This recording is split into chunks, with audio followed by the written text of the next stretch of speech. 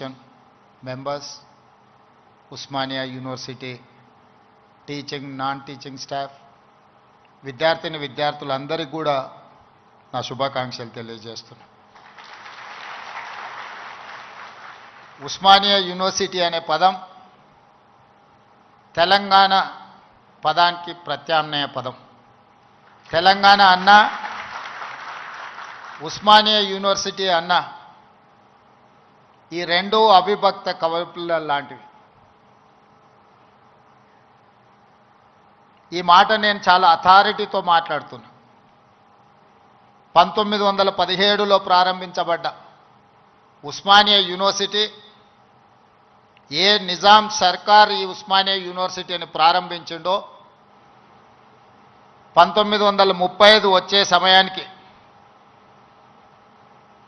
నిజాం నవాబును పొగుడుతూ పాడడం కాదు, ఉస్మానియా యూనివర్సిటీ గడ్డ మీద నుంచి దేశ స్వతంత్రం కోసం పాడుతున్న వందే మాతరాన్ని పాడి వినిపించిన పివి నరసింహారావు గారి ఈ గడ్డ మీద నుంచే, ఈ ఉస్మానియా యూనివర్సిటీ నుంచే ధిక్కార స్వరాన్ని వినిపించిండు. 1938 సాయుధ రైతాంగ పోరాటానికి తండాలలో, గూడాలలో, మారుమూల పల్లెల్లో ఉన్న ఎర్రజెండా మోసినోళ్ళు ఎందరో మంది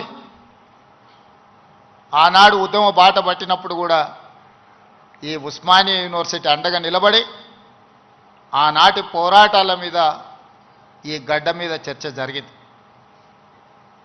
ఆ అంశమే కాదు, ఈ ఉస్మానియా యూనివర్సిటీకి ఒక గొప్ప చరిత్ర ఉన్నది. జాతీయ స్థాయిలో హోంమంత్రిగా పనిచేసిన శివరాజ్ పాటిల్ నుంచి మొదలు పెడితే దేశ రాజకీయాలనే శాసించి ప్రపంచ దేశాలతో పోటీ పడగలిగిన ఆర్థిక బలోపేతమైన దేశంగా తీర్చిదిద్దిన పివి నరసింహారావు గారు ఈ ఉస్మానియా యూనివర్సిటీ విద్యార్థిని. వీరే కాదు, తొలి తెలంగాణ ఉద్యమానికి నాయకత్వం వహించిన ఆనాటి డాక్టర్ చెన్నారెడ్డి గారు, మల్లికార్జున్ గౌడ్ గారు, మదన్ మోహన్ లాంటి వాళ్ళు ఈ ఉస్మానియా యూనివర్సిటీని విద్యార్థులే అని ఈరోజు మనం గుర్తు చేసుకోవాలి. వారే కాదు, ఉస్మానియా యూనివర్సిటీ విద్యార్థి రాజకీయ